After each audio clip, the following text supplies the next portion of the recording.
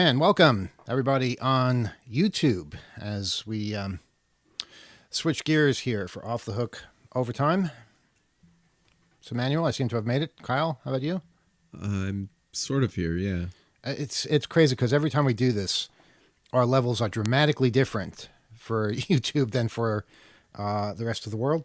Let's go out to Skype land, see what awaits us out there. Rob, can we hear you? I can hear you, Okay. And are we I on can YouTube? also hear us on YouTube, and we're sounding good. Okay. Levels are good this week? Mm-hmm. Okay, good. Gila, you made it as well? I did indeed. And It Alex, looks a little hot. Alex over there in the UK. You're muted, Alex, or you're just exercising. No, your- I was just lip syncing. Okay. Actually. There we go. So, how is Merry England? We didn't talk about that. It's good. I mean, I'm here. I'm believe it or not, can you believe it? I'm a law professor. No, I don't Here? believe that for a second. I know it's a crazy thing to think about. Man, the young impressionable minds are mine for the taking. What? So you're teaching I'm- you're teaching children about law? Yeah, well, actually, I'm teaching adults about law. I'm teaching people that are becoming lawyers and that actually are already lawyers and studying for graduate law degrees about cybersecurity law. Wow. And so I'm an actual law professor at King's College in London, which is pretty cool, I have to say. Ever since I was a young undergraduate at Stony Brook, same place as you, way back in the day, right? I've always wanted to be part of academia, shedding pseudo light on non-problems, Mhm. all of that, right? And so yeah, I'm here about once a month for about a week, and teaching, doing a couple classes in person and then remote. So it's great. It's tough. I do have to say though, when I'm here, I miss my kids, and my kids miss me, and I miss my wife too. But um, my older son, Sasha, who was on overtime with us very recently, if you recall, talking about the midterm election advertisements he was seeing on YouTube. Yeah, he defeated you in a Um, debate. I think he was making good points. Well, it's not that difficult to do. Hmm. So, but he is extraordinarily smart. I do have to say. But he gets really sad when I leave, and I miss him too. But the thing I said to him a couple of weeks ago when I came here for the first time when I was doing the show was, this is actually Daddy fulfilling a dream. I always really wanted to be a professor. I always wanted to do this, and so he got that. I have to say, and he understood that the sacrifice there, and then when I started teaching, he said, Daddy, did you fulfill your dream? Is it a dream fulfilled? And it actually is, because I really love teaching. I love it. It's great. It's exhausting and it's a lot of work, but I really do love it. It's a fun thing. It's something that I'm just so glad and grateful to have the opportunity to do. So, yeah, England is great. London is wonderful, and yeah, really, I am fulfilling a dream. It's excellent. I'm really glad that my law firm is very supportive of it as well. Awesome. And you have the exotic accent too for all those British people to admire as you're teaching them. That's right. Yeah, I'm exotic over here, which is hilarious. Yeah. Go ahead, Rob. Now, how does it work being a law professor? Like, you're an American lawyer about American law, and they have a whole different law over there. Like, they have laws about like scones and penny farthings and things. Like, how does it work? What are you teaching? Yeah, that's right. I mean, we're not teaching British law. We're generally I'm teaching the different sources of cybersecurity laws. So we're how do we get these regulations? How do we get these laws? How do we get these norms? And where do they come from? There's all these different sources of law and regulations for cybersecurity, and those are the things that we're stepping through, but also stepping through practice. So part of the module that I'm teaching at King's College steps through some of the greater hacks, right? That last week we talked about the Bangladesh bank hack. The week before that we talked about the Sony hack. And we talk about very timely things too. We spent actually a good amount of time last week talking about Virgil's case as well. So It's great and it's very interesting, and I feel very grateful to be able to teach young lawyers and to shape the minds of young lawyers about how to think about cybersecurity and how to think about hacking. And one of the things we spent a lot of time talking about the first class was the distinction between hackers and criminals. It's something we talked about a hell of a lot on this show. Mm-hmm. So, I felt like I was very well prepared to debate that topic. But it is great. It's wonderful, and the students are absolutely excellent. And I was very lucky this week because I taught at King's College here in London, and yesterday, believe it or not, I actually gave a lecture at Notre Dame Law School, but here in London. Notre Dame actually, even though it's in Indiana of all places, I know, has had a campus in London for like 50 years or something like that. They have law students here studying in the UK all year. So I actually covered a lecture for a dear friend of mine who teaches at Notre Dame, and so that was pretty cool too. Actually, so I got to teach at two different law schools, two different continents, all here in London in the span of 2 days. That's pretty amazing. That's pretty awesome. Yeah, it's cool. Yeah.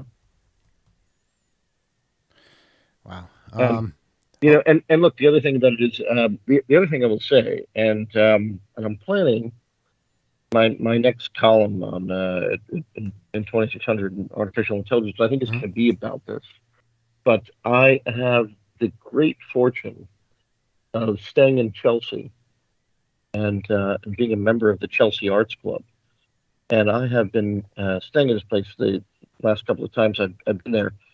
And it's a wonderfully eccentric and unique place in the heart of London, in Chelsea, and it's an arts club, so it's mostly full of artists and writers, and I feel very, very privileged to be a member there. But there's only one rule. There's only one rule. Unlike any of these private clubs anywhere in the world that have dress codes and all kinds of regulations with which you must comply. Have At the Chelsea Arts you Club, broken the rule by telling us about it? no, I haven't. Okay, No. good. But I'll tell you, the only rule at the Chelsea Arts Club is that you are never allowed to look at your cell phone. Not allowed to use any electronic devices. So people interact with people the entire time that you're there. You don't interact with any devices. You talk with each other. That's the whole point of it. And it is pretty friggin' amazing. I have to say, it's wonderful. I would love to host all of you here. We should do a show from the Chelsea Arts Club. Wait a minute. I Hold think on that'd a be second. fun. Hold on. Alex, if you do a show from there, won't you immediately be violating that rule because you'll be looking at a device? Well, we'd have to get some kind of special dispensation in order to broadcast, I'm sure. But these things can be done. I've heard that certain things can be done. I'm sure they would make an exception for it. Always looking for the exception to the rule. That's it. We got it. Wow. Well, congrats on all that. Sounds awesome. I'm extremely jealous and increasingly hostile to the fact that you're over there and I'm stuck in New York where winter has been canceled apparently this year. That's true. But yeah, I miss London. I miss England. I miss overseas in general. Hopefully. Well, come on over. You could do a guest lecture in one of my classes. You and Kyle would be awesome. Bring Rob and Gila even. You know? That'd be wonderful. We'll do charter a we'll plane. do Yeah, a session. it sounds. Or maybe the QM2 has some rooms open. But we'll talk. Yep. We'll talk about it. Absolutely. But All right. we've done that kind of thing before. We gave a talk at a class up in Montreal, and that was pretty awesome. So yeah, we've done that. Yeah, I know, and I will say this for our London contingent that are listening, people like Zap and others. So I haven't forgot about you. I hope you go to the meetings when you're there. Well, if I'm here when they happen, is it this week? No, it was last week. It was. It was last week, so I wasn't there. I wasn't here rather, and but if I'm here during the first Friday of the month, I would love to see Zap and the rest of the crew, and even then, I mean, look, Zap, reach out, and I'd love to go and hang out with Yeah, the London Zap 2600 exists at crew when other I'm here. We'll times figure it too, out. not just on the first Friday. Exactly. He I know he exists does. 7 days a He's week. not just. Yeah, Mhm. I agree. I agree. So All right. Well, love to see everybody. It's been a anyone while. else up to anything interesting? Seen anything? Done anything? Oh, I had an adventure. I had an adventure the other night. I was using my phone. This is crazy. I have one of them Galaxy S21 things. Okay, here's what I was doing. Maybe somebody could explain what I did wrong. I was using, and don't say using the phone in the first place. Okay, yeah, wise guy. Okay, but I have this phone. It's a Galaxy S21, fairly new. And I was using the browser Chrome, which many people do. And I was on the YouTube page because I don't use the YouTube app. Okay, I use the YouTube page in Chrome. You know, you want to make an issue out of that? Fine, but that's my choice. That's what I was using. Playing a video, and I thought maybe I turned the volume down a little bit because I was in a public area. And I didn't want to play a video too loud. So, you know, I pressed what I thought was the volume down button. Instead, I hit the button right next to it, which is, I think, the power button. Different things happen at different times, depending on what your phone is doing at the time. And what happened this time when I hit that button, it called the police. It was all of a sudden this red countdown icon on my phone that I could not abort. And it called the damn police. Who in their right mind would design a phone to do this? You're watching a YouTube video. You're trying to turn down the volume. You hit the wrong button, which is right next to the other button, and you call the cops. And then the phone is sending me messages, you know, for the next couple of hours saying, you called the police, therefore we're unblocking all of your numbers. For some reason, that's a good idea. And I was like, no, I didn't call the police. You called the police. This stupid phone called the police. I had no interest in calling them. So, please, yeah, it's a real riot, Rob, but it could have been much more awkward than that, especially if they show up, you know? Nobody wants that. So, for God's sake, Samsung, what are you thinking? Why would you design a phone to call the cops when someone's trying to lower the volume on a YouTube video? Stupid. Gila, looks like you have an idea. I do. Well, I mean, it's not necessarily an idea of why, but if you need to make an emergency call and you're in a situation where you're not safe and you need to do it unobtrusively, then yeah, put that emergency button next to something that's not going to arouse suspicion. Okay, I don't know what kind of cops and robber lifestyle people think I'm living here, but I'm not generally in a position where I have to surreptitiously call the cops using a phone and a button that is used to power the damn thing on. I mean, it shouldn't be that simple. Yeah, it should be possible, but it shouldn't be something that you can easily do by mistake. So, okay, bonus for the Apple, because my iPhone, you have to hit two buttons on opposite sides of the phone at the same time, and then it asks you if you want to make an emergency call. Well, that's better. Is there a disable function in your settings? Well, considering I didn't know this was a setting, I have yet to find that. And I've yet to even find an admission that this is a feature. I just, you know, and because nobody believed me when it happened the first time, I did it a second time just to show people, look, this is what happened. Look, I'm watching the video. I hit this button. Look, it's calling the cops again, and we can't stop it. So I called the cops twice, actually. Sorry. I mean, what am I supposed to do? Just trying to live my life here, and technology gets in the way. Shall we? That reminds me of the Apple Watch story that was out this week. What happened with the Apple Watch? Apparently, dispatchers are really mad. Like skiers, they tumble and stuff. I Wasn't heard in about the that. news? Yeah, And because they think they're having an accident or something. they get all these false calls where everybody's fine. It's just like dude, you know, bailed on a run and like is deep in the POW, you know, all that. And anyway. I don't know what any of that means, but it's, you know, it's a good idea, I guess, to be able to call for assistance if you really, you know, took you know, had a bad fall on a mountain somewhere, assuming there's reception. But if you don't want that to happen, yeah, it can be annoying to the people going out to rescue you. Well, yeah. I mean, go ahead. no. I mean, I was just going to say maybe then don't go skiing with a mini computer on your arm. But then what happens Maybe. if you need it? What happens if you do need to be rescued? there's like ski patrol in the area. Right? Unless you're, Sonny Bonoing it behind your house. Wow. Well, It's really too soon, Gila. Really too soon. there's 25 years? Yeah. Too soon? Yeah, 50 years is the minimum. I'll make a I- note, I thank think you. Alex has an idea. You have your finger up in the air and your mouth is half open. Yeah, well, I think if I recall correctly, there used to be a service that would help people if they had fallen, couldn't get up. You remember this? I remember the story of Elaine King, who was in trouble because she fell on the floor. And it was the only example they ever gave on those commercials. Elaine King. I'll never forget that name. Look it up. Look it up. Elaine. The, That it was, was the name of the elderly woman. yeah, that was her name. It was Ellen she must Kindle? have racked in a fortune with all those commercials late at night. But I think it was called the Life Alert button. Yes. Yeah, that's right. Life Alert. Yeah. Yeah.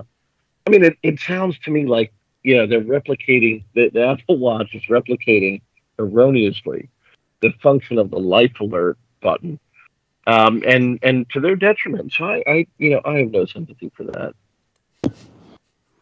Well, this is interesting because it's if it's using the gyro sensors in your Apple Watch to infer that you've gotten shaken around, tumbled around, whatever, in a manner similar to a car accident.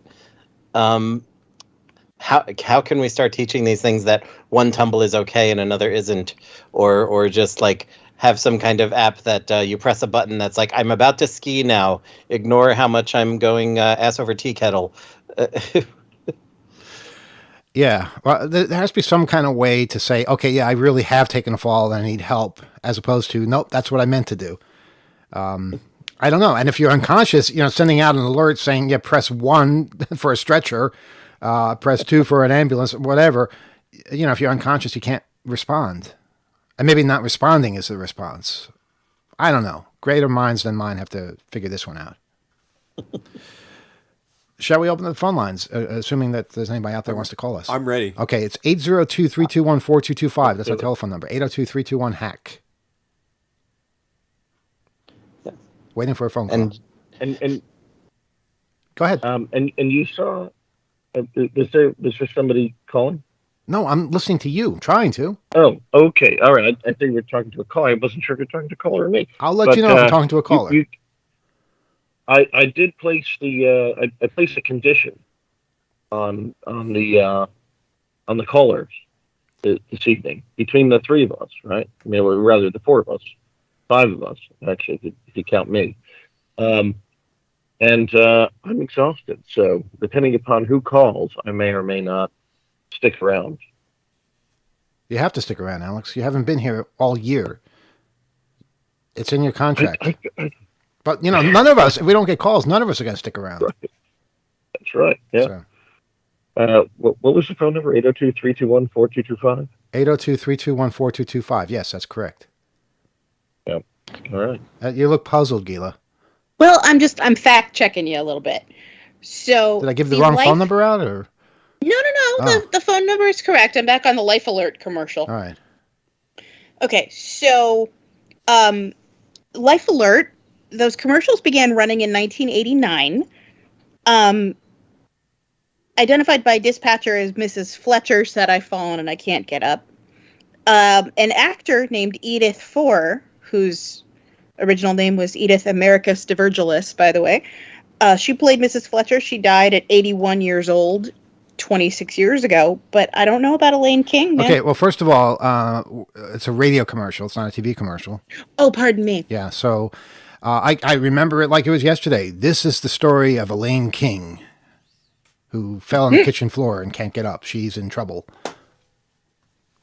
Yeah. Oh, I was not talking about the radio commercial. I was talking about the TV commercial. Oh, Thank you. yes. Me too. well, I'm in radio Yeah. land, so that's what I remember. Yeah, I don't know. You predate all of us. I guess That I do. Must be it. Yeah. Well, they The probably only had explanation- multiple purposed scripts and so forth for different avenues. But it's a famed device, and it persists. It exists to this day, and the people do have a sense of comfort in devices that that can help them, and in situations like that, and even adventure sports, there are GPS and other sorts of like devices that can be used in the event of risky activities or like an avalanche and so forth. So, but yeah, I guess you just can't always take that stuff with you when you're having joyful tumbles. No, and, no. and until it can discern joyful tumbling like from an adverse tumble. I've lost my entire right channel. I don't know why. I don't know what's going on Nobody either. was touching anything, think and the this- right channel went out. Hang on, let's go over here to the right side. No, I'm in the left side. Can you move? It's a little Hang on. crowded. I It like does a little work bit. if I move around, but I think you we get have static, There's too. some dust in the pots. yeah, the pots being the potentiometers. That's what Yes. that's radio lingo. I think we need to reboot the board. I think we need to hit the board. I want to hit it. I have a really mallet. wanna hit this Do you- board. I have a rubber mallet. I have feel like a good whack. yeah. I think something harder would be nice. Has the phone rung at all? Oh, possibly. Don't we have a ringer that we can hear? You know, maybe. Okay, 802-321-4225. It's turned down. You want to hear a ring? Yeah, let's bring it up for dramatic purposes. And that's 802-321-HACK, or if you're in the US, you can call us toll free at 833-755-2600. Thanks to our friend Lucky. If you're one of those people, there it's ringing. If you're one of those people that still has tolls, I don't know how that's even possible these days, but I guess it is. You gonna pick that one up? Go ahead. Let's see who's there. Even though I have a feeling I know. Good evening. You're on Off the Hook. Go ahead. Overtime.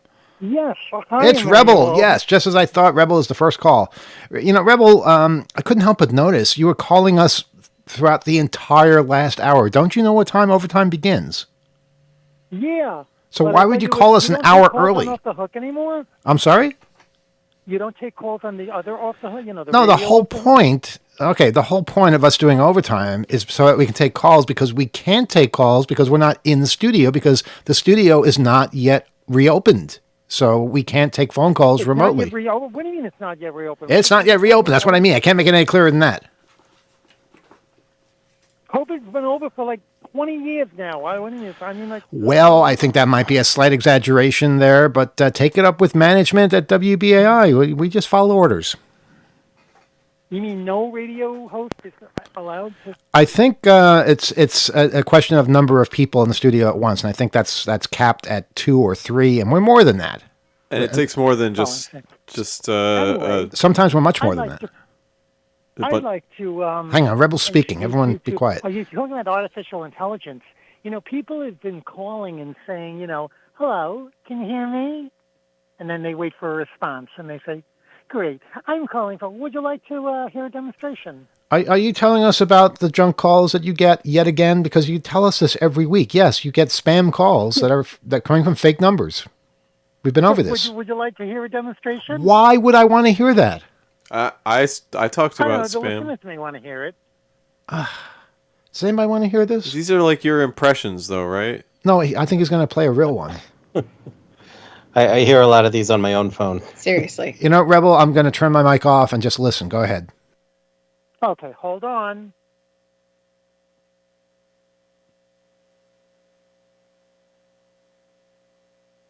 That means I won't say anything either, but that's just the way it is. Let's see if this works. See if this Hey, works. it's Erica with Regal Capital. How have you been? Now, she's waiting for a response. Tell her you've been great. I'll be really quick. We're helping small businesses like yours to gain access to additional funding for your business needs. This business credit line can be used for anything within your business. To qualify for this great opportunity, No, you can't I'll interrupt ask you a her. few You just- questions, you know, and then it's I not will like bring a on the voice lender response. who Well, is I can on interrupt right you, now to review so- your rates and terms, okay? Now, this is a scam because they're in India. You know, that's when you know. You don't know where they I are. think a loan or a line of credit could help you guys out right now. No, Maybe it's a we have fee. plenty of money. We don't need any help whatsoever. In fact, do you need money?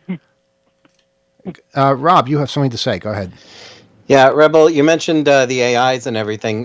One important detail here is you're not listening to an AI right now. You're listening to a recording of someone saying Yeah, I these know. lines, I believe. And, Yeah, I the know. recording is not going to listen to What? what you say No, I'm and not wait a for you to be robot. ready. But thanks for saying good, I guess. I'll take it as a compliment. Wow, Do you she think just a denied loan being a or a robot. line of credit could help you guys out right now? How did you get her to That's say the that? response, Rob. But how did you get her to Because- say Well, she's not a so robot? my job is to collect some basic information from you and bring a loan officer on the line. Is that a yes? I'm going to bring a police officer onto my line. How about that? That's what I told them today. Uh-huh. I know their number. My phone calls them frequently. I can definitely help with that, but I just need to confirm this info first. Was it a yes or a no? It's a maybe. How about that? Okay, great. So, have you been in business for at least Wait, 6 months? Rebel, she's not actually hearing me, is she? I know. Okay, I don't know if this is a recording or if you actually called Have you been something in that business does 6 this. months or more? Can you tell her to shut up now? Because we've all had enough. She will eventually. Is that a yes? Okay, the thing that I worry about is that real people will make phone calls sometimes and be totally abused by people who think they're artificial intelligence or recording or something like that. So Well, yeah, there's a credit card because, No, for real. I'm can you seriously not a please robot. disconnect her? So, have you been doing business for at least 6 months? Oh my goodness. they've been artificial intelligence getting credit cards in other people's names. No, for real. I'm seriously not a robot. Have you been in business 6 months or more? Emmanuel. Yes, Rebel. Well, so my job is to collect some basic information from you and bring a loan officer Hold on the on. line. Maybe I can. Is that a maybe- yes? You know what? What Here, is I that? hung up on it. Is this just like a soundboard? It sounds like a soundboard that somebody's just like operating. That's a possibility, too. I sense that you don't like me very much. Please try. You see, that was a robot saying again, talking to Gila, but again, you guys were talking over it. Can you please repeat that? Hila, I sense that you don't like me very much. Hila, I sense that you Hila. don't like me very much. It's saying it Please with try an and H. accept me as Wow. I sense that you Wow. don't Okay, like Such me. we're gonna disrespect. send that in for repairs. Okay, if you want to know the way that you get AI to say my name correctly, You knew it was going to do that, didn't you? yeah, because I've been experimenting with stuff like this since I was a kid. So the way to get it to say my name right is to spell it the following way: Okay, everybody take notes here. GHEELAH, All right. and that will do it right. And for those unfamiliar, your name is actually not spelled that way. It is not spelled that way. No, it is not. No, but yeah, that is an interesting possibility you raised. Where, like, is this an artificial intelligence listening to the called party before it responds with "No, I'm really not a robot" or whatever, or is this a human being pressing soundboard buttons to just make the pre-recorded phrases happen? My money's on the That's latter, true, that's true. honestly. Remember the operators used to do that? They used to push a button to say AT&T, how may I help you? And Yeah, then when well, you're actually- pressing, they'll push another. I remember when that was a fairly new thing, and we were exposing it by calling it live and getting them to speak, and you'd hear the difference in voice when the person say information, may I help you? You'd say hello, and then they'd say hello, and it would be a completely different voice. Also, when they gave you the phone number, I remember when they stopped telling you in their voice and they started playing recordings that told you the phone number. But we've moved Well, so they would far have- beyond that. Oh, they would have different recordings for different things. When the number's not listed, they would push a button for a recording that says, "I'm sorry, that limit's not listed." Which made you wonder what it is they actually do. They're just pressing buttons and they're barely saying anything. Artificial intelligence is ordering credit cards in people's names. People are using artificial intelligence to, Well, artificial order intelligence credit isn't okay. Let's just be clear here. Artificial intelligence isn't going out and committing credit card fraud. People are using artificial intelligence to do Well, that. That day will come. Artificial intelligence will be doing all kinds of credit card fraud, absolutely, but it's not here yet. right. Anything else, Rebel? I don't know. I guess that's it. Let's see. Okay. I guess that's it. Let's see what else. And you're not traveling to some far off place like Alex is. No, I'm in Ohio. Wait, that's pretty exotic. What's Just passing through, you know. Why would you be in Ohio? I mean, no offense to Ohio, but why? No, just passing through. So you're driving. Yeah, well, not now, but, you know. Okay. Well, you've called us while you're driving, so it's not inconceivable. You should. This is what I recommend. Take a train ride sometime. I think you'd like that. No, you know, I don't. I've done that before. I don't think I'd want to spend more than maybe like 5 or 6 hours on a train. Really, even if you had a room. Well, I don't even know if I want to spend 5 or 6 hours on an airplane either. I mean, I went to Turkey and Russia and all that. That was like, you know, it was like 9 hours to get from Turkey to New York City. That was. Well, the supersonic plane is coming back, I hear, so maybe that's an option. Well, when they invent them again. And of course portals, but they're expensive. All right, Rebel, it's great hearing from you, and we look forward to the next time. Yeah, of course. All right, have a good night. Okay. Bye. Bye. And we're going to hold the phone lines open for just a little while to see if anybody else is out there. And apparently somebody else is out there. Wow, they jumped on that really quickly. I won't even give out the phone number because it's busy now. And go ahead, you're on Off Talk Overtime. Go ahead. Oh, wow, I can't believe it. I finally did not get your announcement. By the way, Emmanuel, is that your voice or is it artificial intelligence? I have no idea Hi, this is what a busy signal sounds like, but since we don't believe in busy signal, you're hearing my voice. That sounds like something I would say. So that's what you get if you don't connect to us. But it's with your voice. Oh, I could maybe I recorded that at some point. Yeah, it's quite possible. So you recorded it. Well, I'll call it right now using my police hotline phone. Because the cadence is different from your regular speak. Well, it's certainly That's what possible. you were saying about Biden. Mm-hmm. So I wonder if they already did that on you. And, you know, Gila, my money is that it's all automatic. What would be the point of paying a human to push buttons when that can be activated simply by artificial intelligence options? And, you know, that's exactly the point, to dehumanize the whole thing and save money and make sure that everything just proceeds. So that's my hunch. The other thing I wanted to say is that the skiing accident. My phone just called the cops again. Potential skiing accident and the automated calls to the emergency service. I think they're two faces of the same coin. Basically, you cannot have the one without the other, meaning that technology is and can be very clever, but it always has glitches. And you know, that is the reason why I use it very carefully.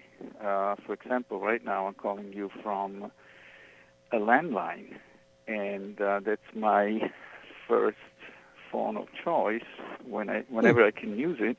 Otherwise, I was trying to call you before you gave out the 800 number. Okay, I remember I had in my I call it my cell phone booth because that's what I use it for. I use it to make phone calls on the go and for WhatsApp and Skype.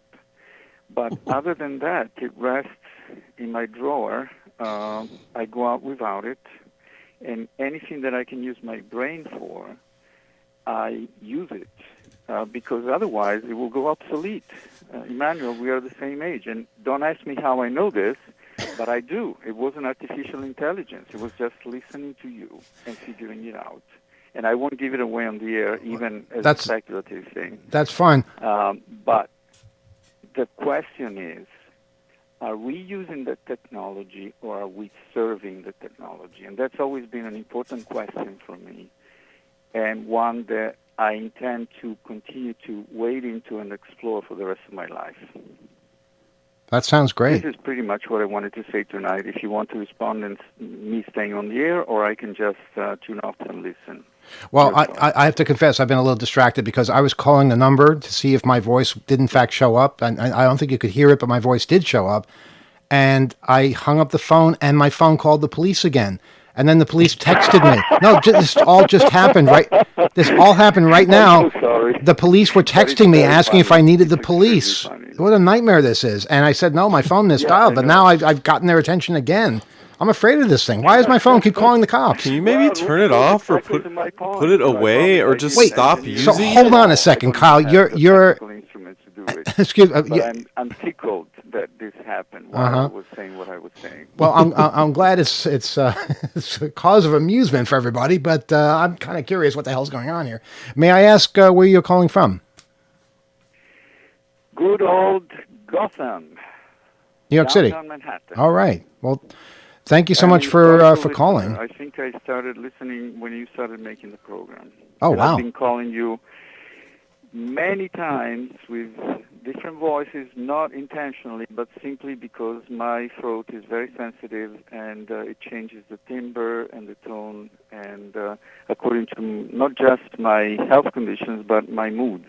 So tonight I'm rather upbeat, and I'm also talking faster than I usually do. My accent may be less prominent than some other times. And to people who remark upon my accent, I say, well, you have one too, but not as charming as mine. That's my standard response. Any other questions? I would be happy to entertain. Anyone else out there on Skype land? I'm sorry, I'm a bit distracted. No, well, we were listening to you, I think. The idea that I'm someone elated. If I left you speechless, that's an achievement. I'll just hang up and continue listening. Keep up the good work. This is a fascinating program. I'm besotted by everything that you have put on the air tonight, and it's been a real motive of reflection and further research into the topics that you're touching, because it's just that you chose, the leader of the free world, but this can be done to anybody. Mm-hmm. And being the leader of the free world, it's incredible that it can be done. You can just pick up the phone and somebody can tell you, go to your refuge. Nuclear war is about to start. I am your leader, and do it. Or anything else for that matter. It's rather shocking, not because I would believe it, but I think there are many people out there who would. All right. Well, you've given us a lot to think about. I want to thank you for your call. Okay. And well, thank you. The feeling is mutual. All right. I'll hang up and listen to the rest. Okay. Thank you again. Take care. Rob, go ahead. What you were going to say? I had a feeling the caller had difficulty hearing you. Yeah, I was just going to say the idea of the system that Rebel was demonstrating being a person with a soundboard instead of an artificial intelligence using algorithms to listen to what the victim is saying before responding in kind is because I was picturing, and I think you were picturing something like this, Gila, was like maybe it's a call center somewhere where people don't speak English well, and they don't have to because they're just using buttons on a soundboard. Mm-hmm. Exactly. And that you can, obviously it was a recording that was getting twigged by something because you could hear the questions were being asked in the exact same cadence, timbre, tone, everything. But because we were not necessarily giving it direct yes or no answers, it was scrambled a little bit, which is why I think there was probably somebody there who was just hitting the buttons. Hitting the buttons. Okay. Speaking of hitting the buttons, I want to address this issue because this is really driving me crazy now. I don't know what the hell is going on with this phone. Kyle, your advice was to just stop using it. Well, for the moment. It seems to be an awful distraction, and I don't know. It's operating in an unpredictable way, and it just seems like it's causing more problems. I can't have a phone that keeps calling the cops every time I look at it. Weird. So I want to figure out. We're on a tech show right now. What am I doing that's making... I just called us, and then I hung up, and it called the cops. Why would it do that? Ooh. What? Have you updated your OS recently? Yes, it insisted I do it. I couldn't get out of it. Okay, I found something on the Samsung board. What the hell did they do? Phone keeps pocket dialing 911 since Android 13 update. Oh, wow. What a miracle. Okay, I fixed it. How do you fix it? Swipe down for the cog. For the what now? The settings, the gear. Okay. The settings gear. Well, I'm afraid to turn my phone on, but okay, I'm going to press the button I always press to get out of my screensaver, right? Can I do that? Well, I'm doing Or it. swipe to get your unlock. Okay, hang on a second. And I've entered my code. Okay, and then I find the little cog thing. Or do I just go into settings? Is that what I do? Go into settings. Okay, hang on. Going Go into to settings. Advanced I'm being very features. careful here. I'm being very, very meticulous and careful. Excellent choice. Now, where do I go from settings? Advanced features. Advanced features. Oh, I don't know if I'm ready for this. Hot dog. I'm in advanced features. Motions and gestures. Motions and gestures. I got a gesture. I got a gesture, yes. Keep Yeah, going. we all know. Turn off. Double tap to turn on screen. Turn off, double tap to turn on screen or turn off screen? Turn off. Double tap to turn on screen. Okay, so turn off, double tap to turn on screen. Okay. Is That that should do it because there appears to be a double tap something that brings up an emergency call button, which you may be hitting without realizing it, in addition to the volume button thing. See if this makes a difference. Okay, let's see if we call the cops again. Well, what I'm going to do is I'm going to do what I just did before, which is call us. Hang on, I'm going to go to the phone icon. I'm going to enter our phone number. Okay, it's 802-321-4225. Wait a minute, I can't do it now because Nobody's on the there's phone. nobody on the phone. Or is somebody calling in now, Kyle? There was a flurry of callers. You can continue to call. We'll get to your calls. We're just addressing this technical issue for now. Oh, the police just thanked me by text. They said, okay, thank you, all caps, saying that my phone misdialed them. Yeah, that's them. dispatcher. All they are all caps. Yeah, that's how How they about roll. that? I've never texted the cops before. Thank you, citizen. Surely not on the radio. Okay. All cops are caps. If someone could call us now. Cops are all caps. Someone could call us now at 802-321-4225. Okay, I think you got your wish. I think someone just connect to them. We're not going to bring them up immediately, but we will bring I them up. believe Are they holding, connected? they're holding the line. Now yes. I'm going to call us, and we'll play the recording, which is what the caller brought up.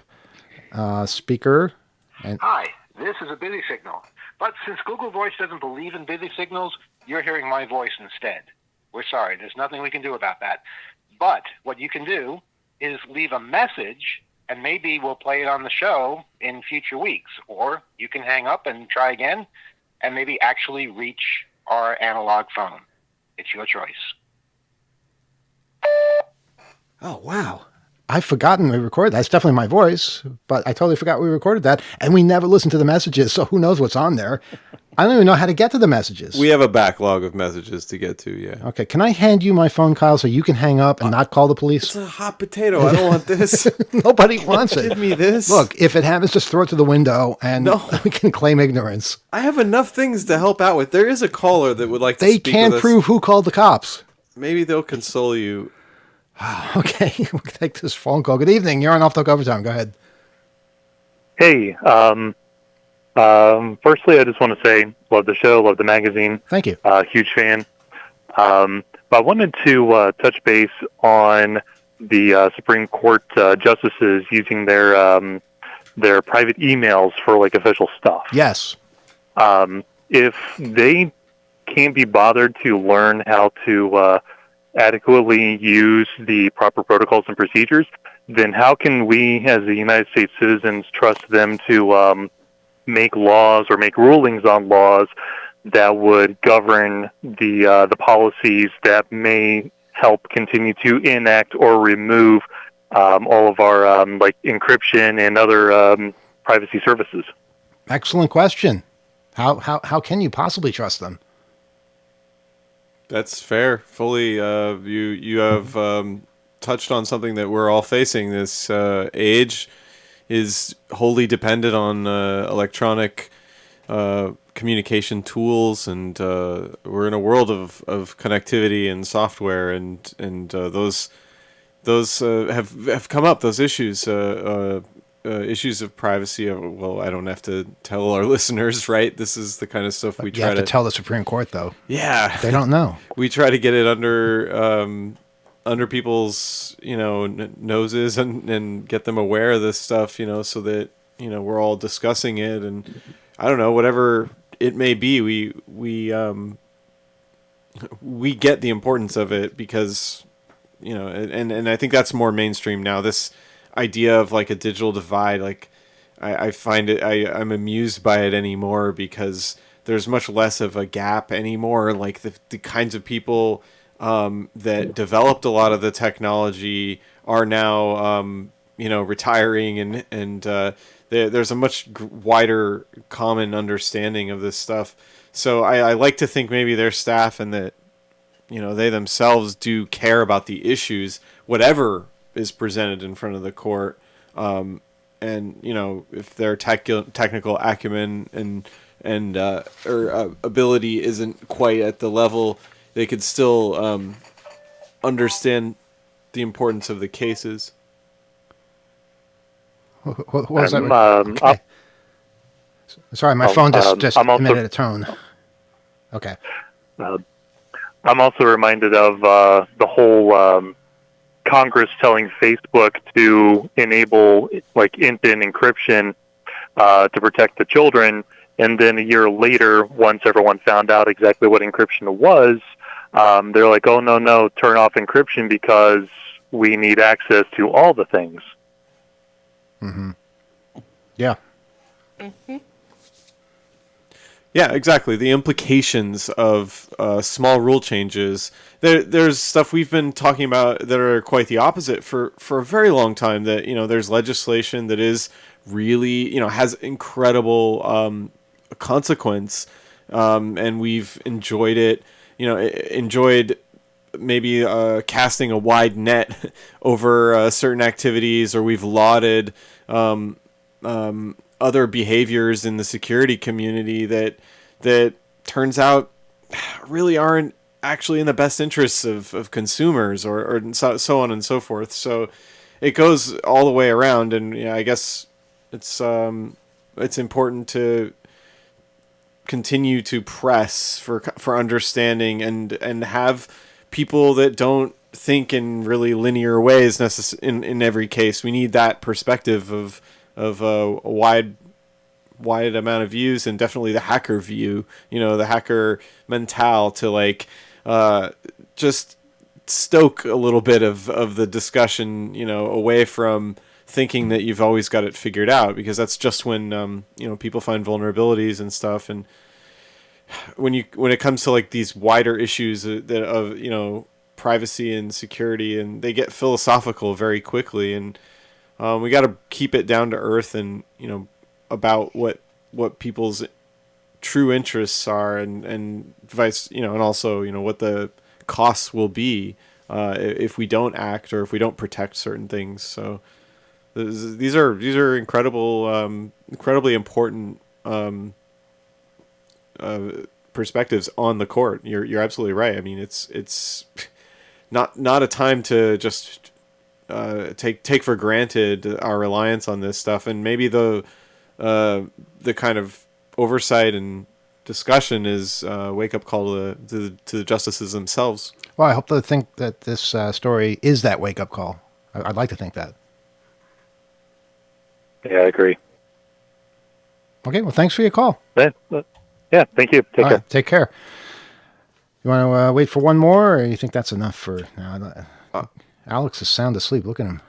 Oh, Looks he's so peaceful when he's busy. Oh, did we wake you? I'm sorry. I'm so sorry. Going to bed. Yeah. So it's almost 2 a.m. here. Well, whose fault is that?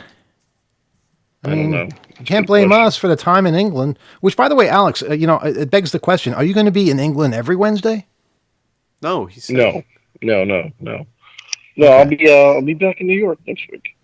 All right. Well, we'll count on Are that. we on next week? Yes, we're on next week. Our schedule's so sporadic. I think we're on next week, unless something happens. I know. We have to ask Junes. All right. We have a phone call. I just want to update people.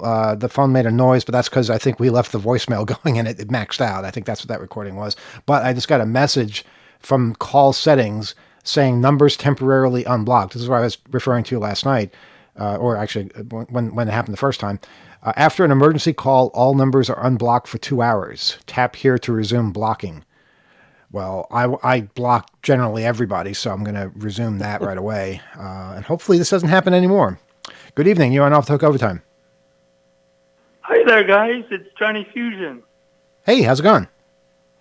It's going pretty good. You know, the other week you were talking about the no-fly list getting found. I guess we should say it's not Right, really right. hacked. It was just kind of like sitting there on the open server. Mm-hmm. And I'm a real fan of that Swiss hacker. You know, Maya Arson Crimeu, Mm-hmm. right? And she has, you know, her its Twitter presence is really good. And a few days ago, they said everyone should make a silly website. And I was thinking, I've been making silly websites since 1995. My first website was actually online for 27 years until the telecom company that bought Access for All reneged on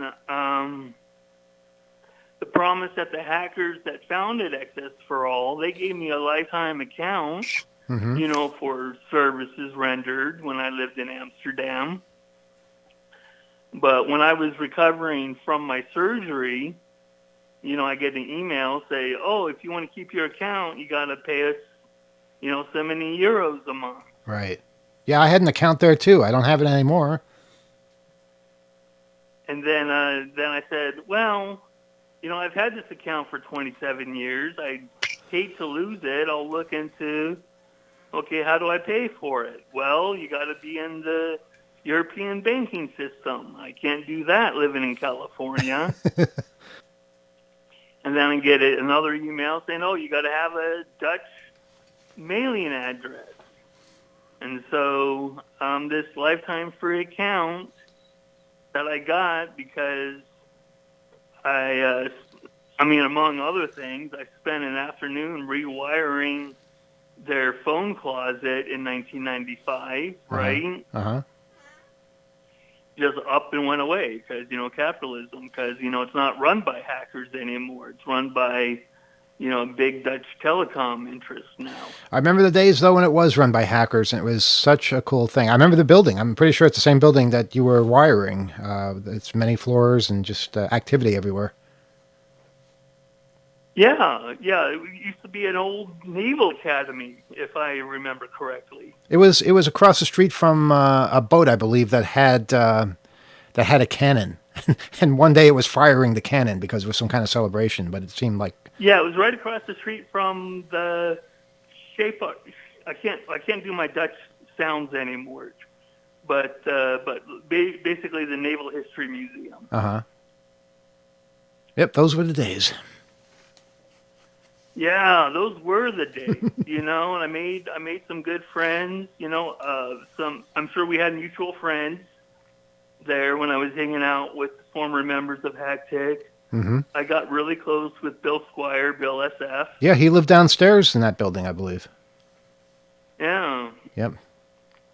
Gave him a pair of my underwear. That was a funny story. Okay, well, that's an interesting story, but he was definitely one of the greats, and we miss him terribly. He really was. I miss him. Yeah. Well, anything happy to end on? Oh, yeah. Well, just, you know, well, those, you know, I don't think it's too late to have these kind of enterprises again, you know, because, you know, I like the idea of hacker spaces, which is what Access for All, and then they had like the Digital City down the hall there in Amsterdam. It was just, you know, and now today we have these maker spaces and hacker spaces. I used to go to one in Sonora, California called Motherlode Maker Labs. You know, and they had 3D printer and laser cutter. You know, I first started learning how to work with microcontrollers there. And just, you know, a community of hackers just sharing information, working on projects. And that spirit is still alive today. You know, not really in it for the money or anything, but just for the art of hacking and making. And that spirit is still alive. You know, sometimes people they get the big payday And we hear about these startups, but more fail than make it. I think we only hear about the outliers that get the big valuation. Well, I mean, right? that's true of anything. That's true of anything. More fail than make it. But that doesn't mean you give up. You just try something else. Yeah, in my late 20s, I had, my startup. I was a little bit ahead of the curve doing internet hosting back when most people didn't think they needed a website, much less their own domain. Right. So. And now people feel the same way. They don't have their own domain or their own website anymore. It's all programmed for them, and it's few and far between. You'll find people doing it themselves. Yeah. But the important thing is, I think that needs to come back. Right. Make your own silly websites again. Look, I think you touched upon it. The hacker spirit prevails, and the rules change. Yeah, the technology is not the same. We're not using telephones the way we used to use telephones. We're using something else instead. There's always something new to hack, and there's always something new that individuals will have power over. And that's just the human way of doing things. I don't think that will ever die. The technology is constantly going to be changing, though. Yeah. I mean, as long as there's something to hack, there will be hackers to hack it, And right? and there will be. I mean, you mentioned the mid-'90s as when all this was happening. And I'll tell you, in the mid-'90s, a lot of people were saying the magic period is over. We can't do this kind of thing anymore, except that was the magic period we're talking about right now. We started putting out 2600 in 1984. In 1985, we were getting letters telling us that hacking was over. The glory days are gone. It was happening before we came out. It happens all the time. It's a parallel to the world of music, where every new type of music, it's not the same as the old type. It's not as good. It's too derivative. It happens over and over and over again, and it'll continue happening. The magic is the one constant that never disappears. Yeah. It's like, so I was in the cyberpunk scene, which was kind of, that was like the article I wrote last year for the magazine about, living in the cyberpunk dystopia, thinking it was going to be a hacker paradise, and it turned, you didn't pay attention that it was a cautionary tale. That's where I was in the mid-'90s. I was into this, I thought being a cyberpunk was like being a hacker with bitchin' fashion sense, right? Uh-huh. And people were saying cyberpunk is dead, since '93, right? And here, we got new video games, and like it's the hot genre right now. 30 years later, they were saying it was dead 30 years ago.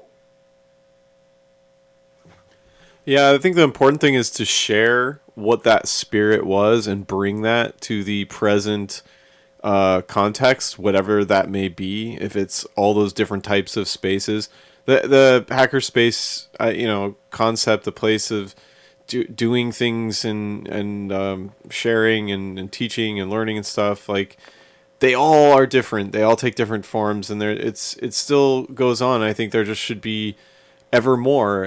Sometimes a lot of it's taking place in schools and in libraries and programs to try to get students engaged. But it's very much mainstreamed in a lot of ways we might recognize. But you're right, and it's a very popular thing to be thinking about because it's often been so hard to capture in art and in our modern lore, in our storytelling. How do you show something that's going on in wires and in code and in mysterious black boxes? And we're still telling those stories now, and that's partly why we like talking here and sharing articles like yours in the printed world, and just keep that alive. You can walk into some of these spaces, for example, and realize this is not enough, and this is boring. Let's add some more hacker spirit to it. And I think it's from people that have seen these cycles of it, being popular and then being, derided for having been over long, many times over. That's, I think, something we can recognize and say like, well, look, this is something that changes, it ebbs and flows with the different platforms, the different tools, the different players, if we're talking about the market economy of it all, and the so-called tech sector. What is that even? I think we're not even really scratching the ultimate creativity of it all. Like, we're not even thinking enough about it, because to me, when I think back or to stuff that's wowed me that I've seen in the hacker community, it just inspires me to like find it in the present moment and continue to curate in every corner of our communities and our lives. And however tame it might seem, it's something, and it keeps that spirit, in every place you look. And the things that wind up becoming popular are always a surprise. Nobody saw it coming. And the things that you expect to be popular almost never are, because they're formulaic. You're just doing what everyone else told you to do. And it's been done before. What works are new things, new ways of thinking. Even if something was done before, well, then do it a different way, and you might have something completely different. Yeah, it's like the creativity, like in like online spaces, like there's like hacker subreddits and stuff. It seems so many people think hacking begins and ends with penetration testing, in InfoSec, and the hacking world is so much bigger than that. No, absolutely. Mm-hmm. Yeah, I could not agree more. Yeah, it's hacking is an attitude and a mindset as much as it is a skill set. Mm-hmm. Yeah, it's an industry in and of itself, and it's a profitable one, but it's not the next creative wave that individuals will be involved with. That's something that we haven't yet discovered. Yeah, that playfulness, totally. I mean, it gets kind of distilled out of some of those professional settings. So absolutely, it's like what I mean when I say sort of mainstreaming and or just less creative aspects of the application of technology. But I think the kinds of mainstreaming, like the new fun things with like additive manufacturing, were people playing around and printing objects, and now like it's not uncommon to find healthcare professionals printing out organs, in advance of to rehearse an operation for someone, or rocket engine parts to be made by sintering and computer simulations and so forth. Like that playfulness didn't necessarily get it there, but it made enough people excited and playful with it to say, hey, maybe we could do this, maybe we could apply it to that. And it's that creative application, I think, that it's just so important to nurture. And maybe it'll be great for some industry, but the forms of that spirit will just continue on in different ways to other things. You're much more likely to get to an interesting place if you're just doing something in your garage, with friends, whether it's a band or a business. You're going to get to a more creative, unique place than if you have a bunch of venture capital and you're just following a formula. You might succeed there too, but it's not going to be nearly as interesting or unique.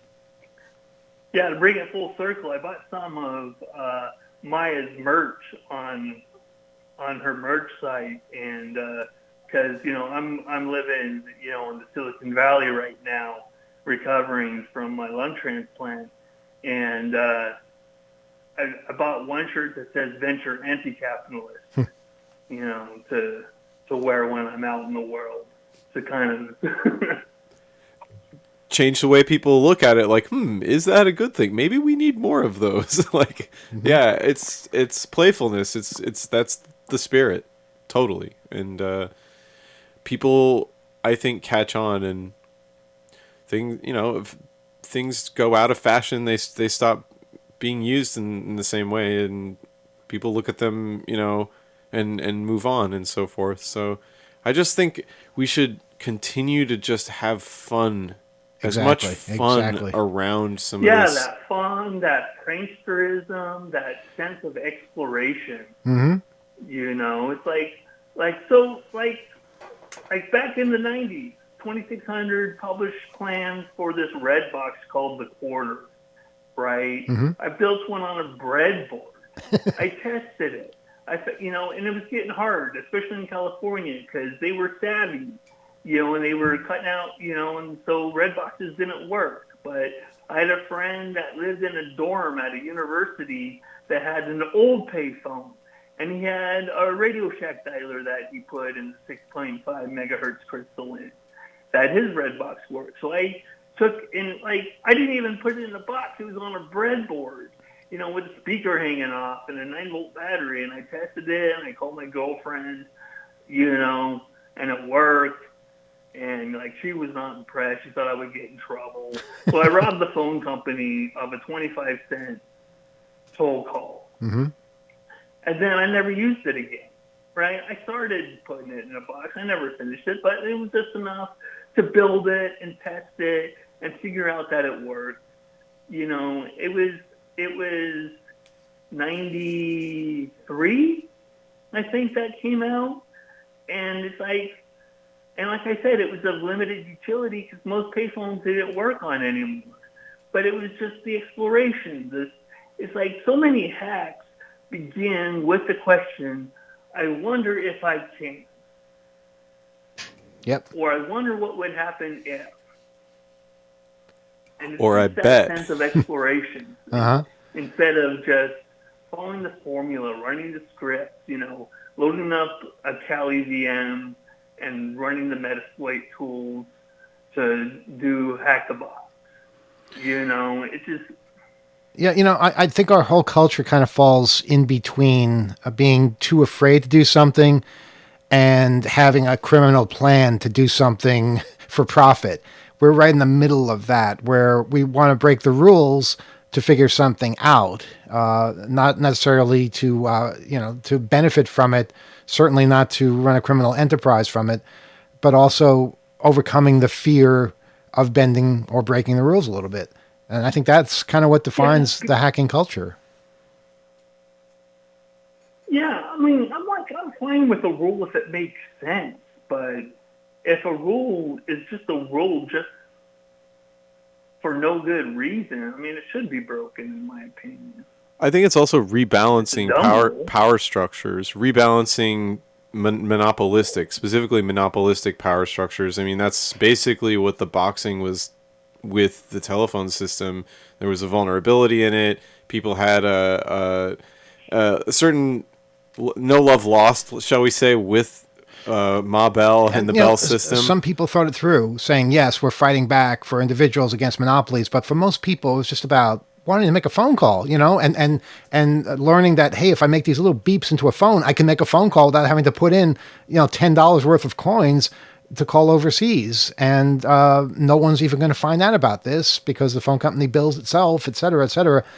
But if it's individuals, that doesn't sound like a criminal enterprise. So Right. You label them all hackers. Oh, well, you got a gang of hackers here that are doing all this exploiting, and let's build this entire security industry around the potential of all the things we can imagine that they'll do. That's why it was always so funny to see hackers being portrayed as this criminal enterprise when people would wind up just falling asleep at their modems, in the middle of the night and just, losing interest or trying something else for a few weeks. And it's just, it's curiosity, and that's what it continues to be.